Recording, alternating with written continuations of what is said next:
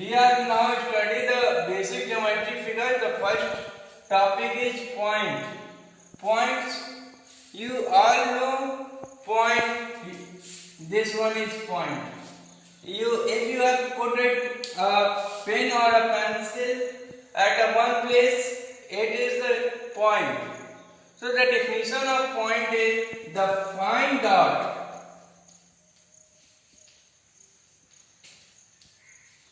by a sharp tip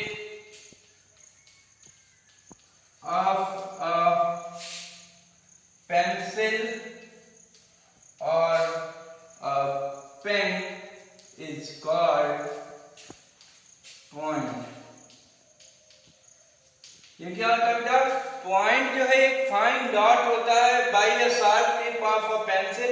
एक sharp tip का मतलब नुकीली पेंसिल होनी चाहिए और पेन होना चाहिए. फाइन डॉट का मतलब ऐसे बस पेन और पेंसिल को एक जगह हमने रख दिया तो जो भी आपको वहां पे क्रिएट हुआ एक डॉट टाइप का एक डॉट क्रिएट हुआ उसी को हम पॉइंट करते हैं. हम पॉइंट से क्या लोकेट करते हैं? Point is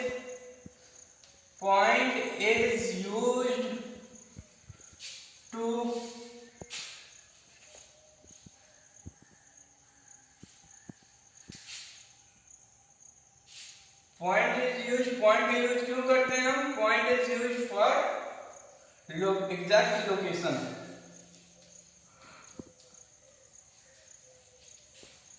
हम किसी भी चीज के एग्जैक्ट लोकेशन को शो करने के लिए हम पॉइंट का इस्तेमाल करते हैं. पॉइंट को हम रिप्रेजेंट ऐसे करते हैं, ये कर देते हैं हम पॉइंट ए. तो ये पॉइंट ए हो गया. जैसे आपके स्कूल कैंपस की अगर मैं बात करूं तो स्कूल कैंपस में आपके 3-4 पॉइंट बनाए गए थे. जैसे कहते हैं कि gate point, office, principal office, stage. तो ये सब क्या है? ये आपके स्कूल के ये पॉइंट्स हैं. पॉइंट्स का मतलब वो एक लोकेशन को शो करते हैं. गेट पॉइंट से आपको अंदर नहीं आने दिया जाएगा. कभी प्रिंसिपल सर कहते हैं कि आप लेट हो जाओगे तो गेट पॉइंट से आप अंदर नहीं आओगे. तो gate point what is this is the location of entering the school. आपके स्कूल में अंदर आने का वो रास्ता है. तो हम पॉइंट से किसी भी एक एग्जैक्ट लोकेशन को पता करते हैं. हम ये पॉइंट हो गया बेटा, ये ए मान लेते हैं. इसको आप पढ़ेंगे तो कैसे पढ़ेंगे? पॉइंट ए कहेंगे. क्लियर? Next one line. बेटा the line joining the line which has line segment क्या होता है कि the part of a line which has two end points. ये लाइन सेगमेंट क्या होता है? एक पार्ट होता है, लाइन का हिस्सा होता है जिसके पास दो which has two end points. जिसके पास दो एंड पॉइंट्स होते हैं वो लाइन सेगमेंट कहलाता है. जैसे let us suppose this is one point and this is second point. If we join this one we say AB. It is the line segment. ये line segment है, ये part है, एक हिस्सा है. लाइन सेगमेंट क्या है? एक लाइन का हिस्सा है, पार्ट है छोटा सा. वो उसी को हम कहते हैं जिसके पास दो एंड पॉइंट होते हैं, वो कहीं ना कहीं जाके दोनों खत्म हो जाएंगे. तो इसी को हम लाइन सेगमेंट करते हैं. इसको शो कैसे किया जाता है? AB के ऊपर आप एक लाइन खींच देंगे छोटा सा, यही कहलाता है हमारा लाइन सेगमेंट हो गया. लाइन सेगमेंट की कुछ प्रॉपर्टी होती है बेटा. It has definite length.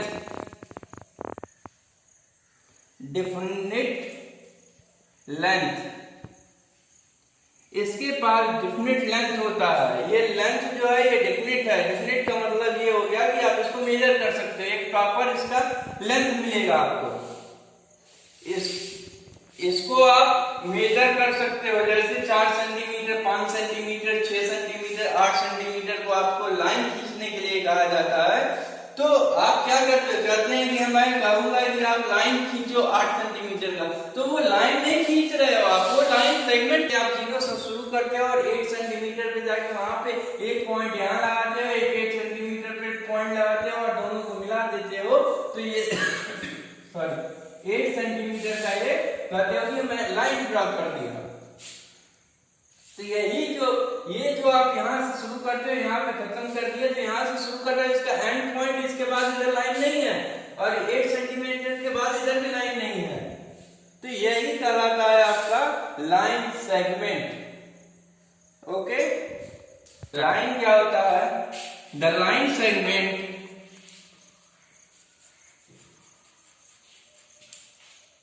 extended in both directions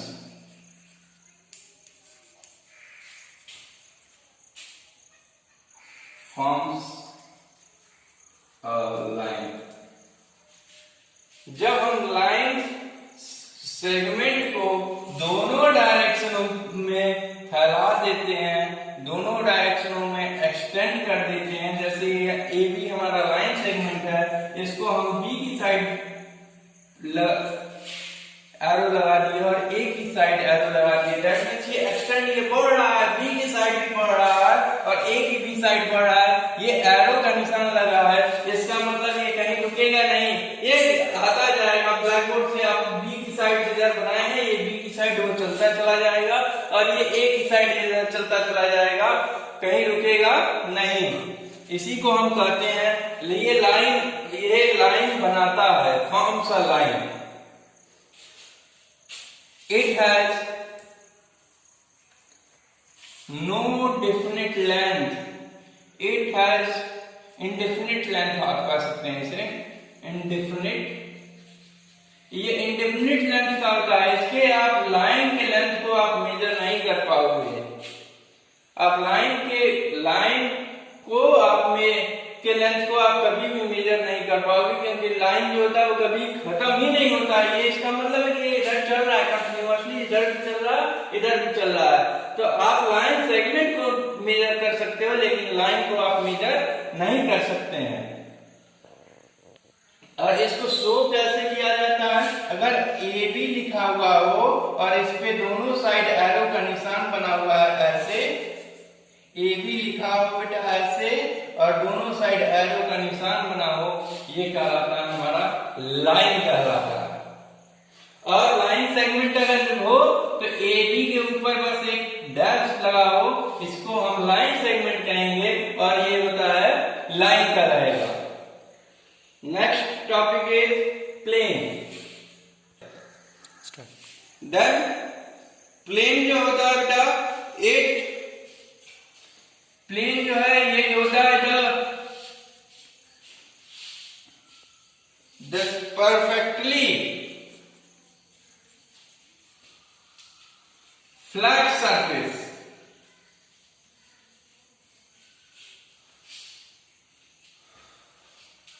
Perfectly flat surface extends infinitely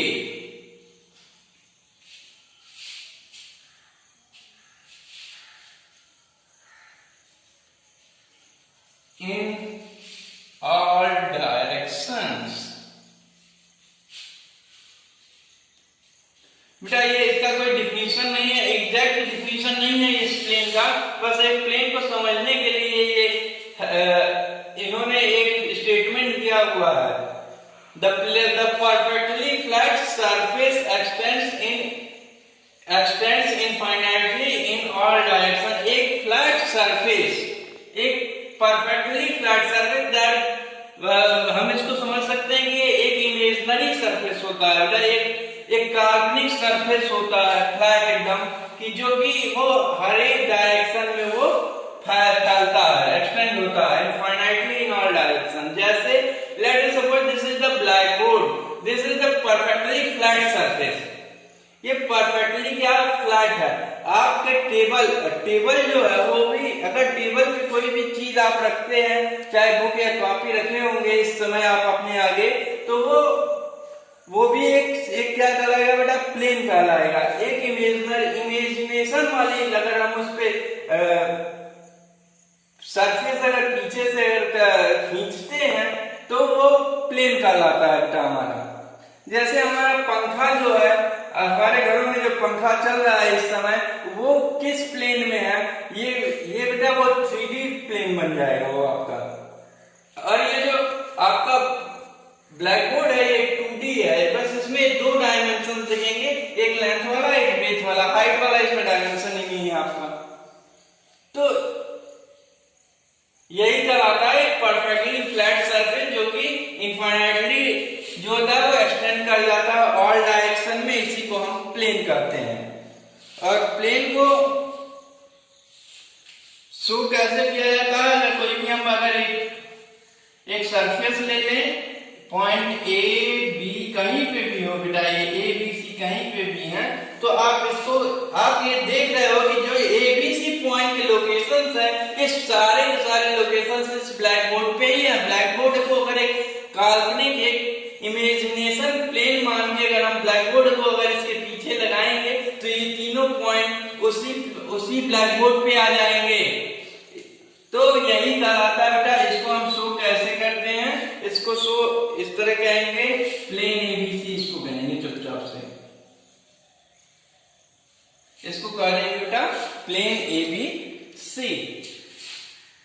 next यहीं पे हम कोप्लानर भी जान लेंगे बेटा। कोप्लानर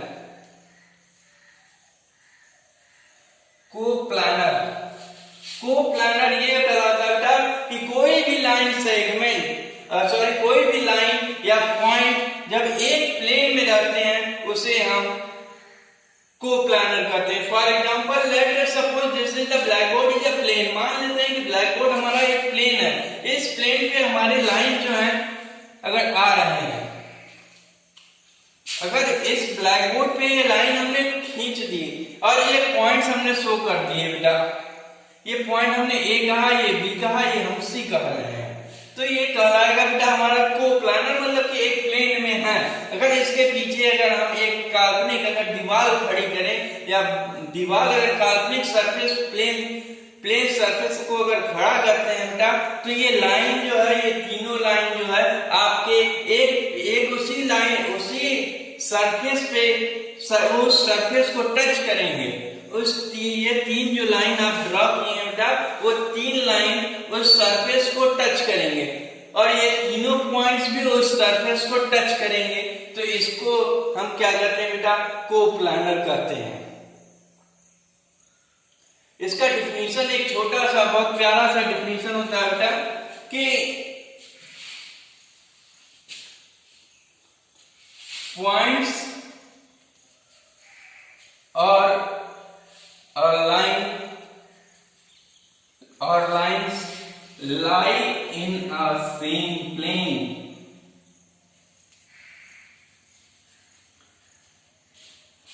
जब is called coplanar। Points or lines lie in the same plane is called coplanar।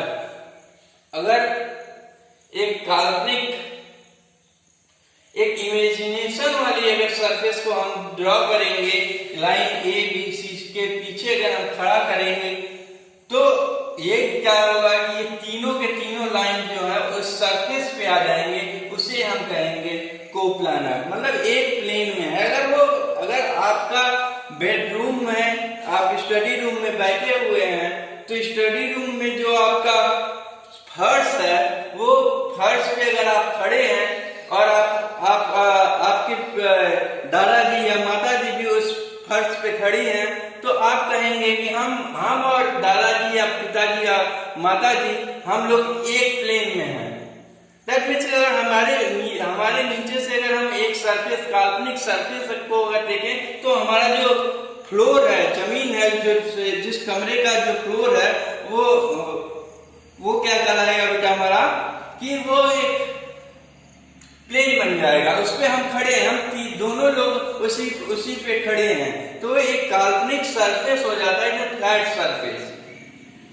अगर या एक पॉइंट यहाँ इस ब्लैक बोर्ड पे हो, एक पॉइंट हवा में हो, अगर एक पॉइंट यहाँ रहेगा तो इस पॉइंट को आप ये नहीं कहोगे कि ये पॉइंट और ये इस ब्लैक बोर्ड का पॉइंट को प्लानर है। क्यों? क्योंकि ये हवा में है। अगर इस पे आप प्लेन सरफेस खींच रहे हो तो ये तो ब्लैक बोर्ड पे है, ये ब्लैक बोर्ड को टच कर रहा है ना कि इस पॉइंट को टच कर रहा है।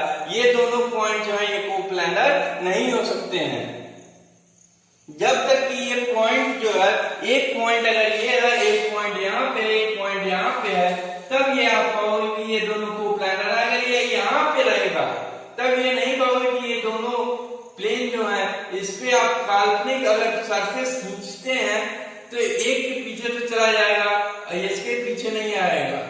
अब इसके पीछे खींचने के लिए आप सोचोगे कि ऐसे अगर हम इसको रखेंगे तो क्या ये प्लेन में आएगा कि नहीं आएगा। Okay, next topic is collinear points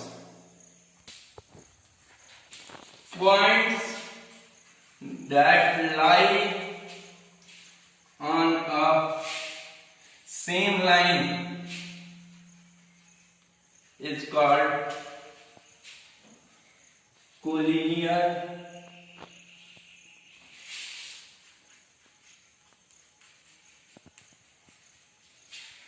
points जो है वो लाई करते हैं सेम लाइन पे, उसे हम कोलिनियर पॉइंट्स कहते हैं। Points that lies on a same line is called collinear points. अगर 3 पॉइंट आप ले लें और इससे आप एक लाइन को ड्रॉ करें और ये तीनों पॉइंट्स एक लाइन पे आ जाएंगे, इसे ही हम कोलिनियर पॉइंट्स कहते हैं। Clear?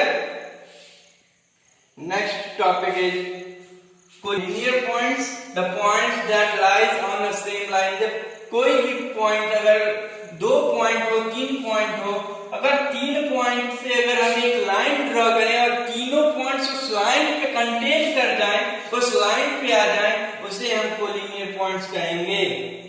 Okay, next topic is congruent line segment. हम कॉन्ग्रुएंट का मतलब होता है equal,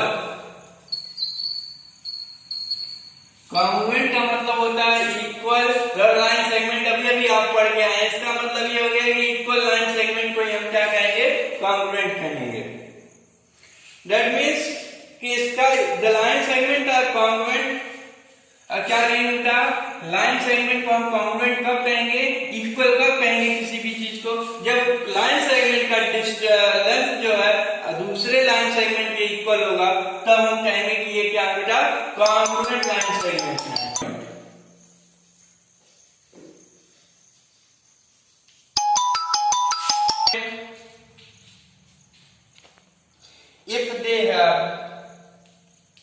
if they have same length,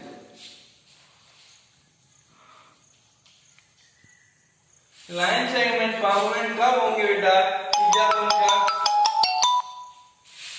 जब उनका जो लेंथ है वो क्या होगा? सेम होगा, तो वो क्या कहलाएंगे? लाइन सेगमेंट का कॉन्ग्रुएंट। ये क्या हो जाएंगे? कॉन्ग्रुएंट हो जाएंगे। क्लियर? नेक्स्ट देखते हैं, लाइन सेगमेंट जो है वो कॉन्ग्रुएंट होने की कंडीशन ये है कि जो लाइन सेगमेंट AB का लेंथ है, लेट इट सपोज A है, ये B है, ये C हो गया और ये D सपोज करते हैं, तो ये लेंथ ऑफ AB और CD जो होगा, length of AB line segment का वो CD के इक्वल हो जाएगा, तब हम कहेंगे both line segments are congruent. Clear? Next one is here is unlimited points on a line। Unlimited points होते हैं किसी भी लाइन पे, ये पहला फैक्ट है लाइन के लिए। और आप जब आगे की क्लासों में जाएंगे तो आपको पता चलेगा कि जो लाइन जो बनते हैं वो पॉइंट से ही मिलके बनते हैं। इसीलिए आपको यहीं पे बता दिया जा रहा है कि जो पॉइंट्स हैं अनलिमिटेड पॉइंट्स होते हैं एक लाइन में। और आगे की क्लास में जैसे जैसे आप लाइन लेंथ में जाएंगे वहां पे आपको मिलेगा कि जो लाइन बनता है वो पॉइंट से ही बनता है। द कलेक्शन ऑफ पॉइंट्स ही होता है, वो पॉइंट्स को कंटेन करता है। ये छोटे छोटे अगर आप पॉइंट्स को अगर आप पास में आप देख रहे हैं तो ये और पास में इसमें इनफाइनाइट अगर एक लाइन आप ड्रॉ किए हुए हैं इसमें इनफाइनाइट नंबर ऑफ पॉइंट्स हैं। क्लियर। नेक्स्ट फैक्ट है बेटा कि दो लाइन जो है वो आपस में सिर्फ और सिर्फ एक पॉइंट पे ही इंटरसेक्ट कर सकती है। दो लाइन सिर्फ और सिर्फ आपस में एक पॉइंट पे वो इंटरसेक्ट कर सकती है, सिर्फ और सिर्फ। क्यों? क्योंकि लाइन जो होता है वो स्ट्रेट होता है। वो एक लाइन आई वो स्ट्रेट चली जाएगी एक साइड, मान लेते हैं इधर से इधर चली गई, एक लाइन आई इधर से इधर चली गई, तो ये इनका कोई भी स्ट्रेट रहेगा। ये नहीं कि अब ऐसे लाइन आगे ऐसे चली जाएगी, ये लाइन नहीं कराएगा, ये आपका कर्व कहलाता है। ये कर्व है ना कि ये लाइन है। लाइन जो होती है वो हमेशा स्ट्रेट होती है, तो एक लाइन जो होगी वो स्ट्रेट आएगी तो ऐसे एकदम स्ट्रेट चली जाएगी। तो इसीलिए कहा गया two lines intersect at one point only. सिर्फ और सिर्फ एक पॉइंट पे वो इंटरसेक्ट कर सकती है। और तीसरी बात ये कही गई है बेटा लाइन के बारे में कि only one line can pass through two points. कह रहा है कि only one line can pass through two point. अगर दो पॉइंट दिए गए हैं आपके पास, अगर मान लेते हैं एक पॉइंट ये है एक पॉइंट ये है, तो इस दोनों पॉइंट्स से सिर्फ और सिर्फ एक लाइन ही आप यहां से ड्रॉ कर सकते हैं। सिर्फ एक लाइन ही पास करेगी, दूसरी लाइन ऐसा कोई भी दूसरा लाइन नहीं मिलेगा जो कि पॉइंट ए और पॉइंट बी से होके पास करे। क्लियर। नेक्स्ट वर्टिकल लाइन, हम इससे कहते हैं वर्टिकल लाइन, इसे कहते हैं बेटा हॉरिजॉन्टल लाइन, और ये कहता ऑब्लिक लाइन। जो लाइन एकदम खड़ी हो, जैसे मैं खड़ा हूं तो this one is the vertical line. अगर मैं फ्लैट एकदम जमीन पे सो जाऊं वो मैं हॉरिजॉन्टल हो जाऊंगा, और मैं तिरछा खड़ा हो जाऊं वो ऑब्लिक लाइन कहलाएगी। मीन्स खड़ी लाइन जो है वो आपकी वर्टिकल लाइन कहलाएगी, जो पड़ी लाइन होगी वो उसे हम कहेंगे हॉरिजॉन्टल लाइन, और जो तिरछी लाइन होगी उसे हम कहते हैं ऑब्लिक लाइन। तिरछी लाइन को ही हम ऑब्लिक लाइन कहते हैं। क्लियर। नेक्स्ट वन, अब पेयर ऑफ लाइंस का क्लासिफाइंग कैसे होता है। एक बेटा यहीं पे देख लीजिए, एक इंटरसेक्टिंग लाइंस होता है बेटा जो कि एक पॉइंट पे इंटरसेक्ट करे, और एक होता है पैरेलल लाइंस जो कि कभी आपस में मिलेगा ही नहीं है दोनों लाइन, इसे आप कहते हो इंटरसेक्टिंग लाइंस। और इसे क्या हो गया पैरेलल लाइंस।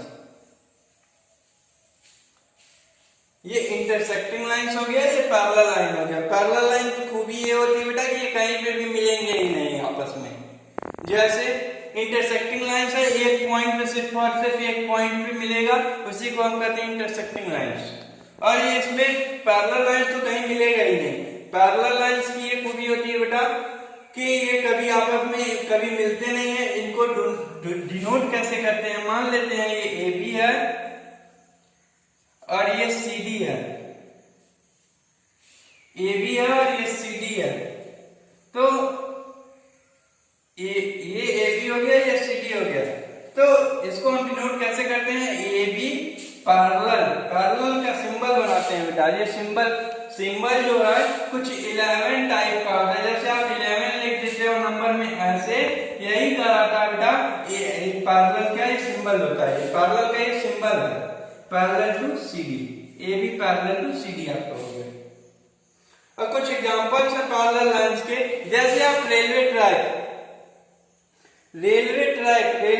को देखे हैं तो आप रेलवे के जो ट्रैक होते हैं उसमें जो दो स्ट्रेट रेल्स लगी होती हैं, ट्रैक में जो रेल्स लगी होती हैं वो कभी भी आपस में कहीं पे भी इंटरसेक्ट नहीं करती हैं। अगर जो रेलवे के ट्रैक्स होते हैं वो आप देखे होंगे, कहीं पे भी वो आपस में नहीं मिलेंगे। एक मान लेते हैं कि ये रेलवे के ट्रैक्स हैं बेटा, आप कहेंगे कि इसमें से तो एक लाइन दूसरी अगर निकलेगी तो मिलेंगे नहीं मिलेंगे? नहीं मिलेंगे बेटा। ये जो रेलवे का ट्रैक है, मान लेते हैं ये रेलवे का ट्रैक है, देखिए इसमें जो डिस्टेंस होता है वो क्या होता है, बराबर होगा। जितना डिस्टेंस जमानिया में मिलेगा आपको, ये मान लेते हैं ये जमानिया हो गया बेटा आपका, जितना डिस्टेंस आपके दोनों रेल्स, ट्रैक के दोनों रेल्स में जितना डिस्टेंस होगा वही डिस्टेंस आपके दिल्ली के स्टेशन पे भी उतना ही डिफरेंस मिलेगा। जितना इस जमानिया के ट्रैक में डिफरेंस मिल रहा है उतना ही दिल्ली के स्टेशन पे भी उतना ही डिस्टेंस सेम मिलेगा। अगर यहाँ पे गैपिंग, अगर इन दोनों के बीच का डिफरेंस 10 सेंटीमीटर का होगा या 1 मीटर का होगा तो यहाँ पे भी 1 मीटर का ही गैप मिलेगा आपको। दूसरा एग्जांपल है बेटा, the stumps of the cricket wicket. Cricket wicket जो होते हैं 3 स्टंप आप लगाते हो, वो क्या है, वो एक पैरेलल लाइंस के वो एग्जांपल है बेटा। ये पैरेलल लाइंस का एग्जांपल है।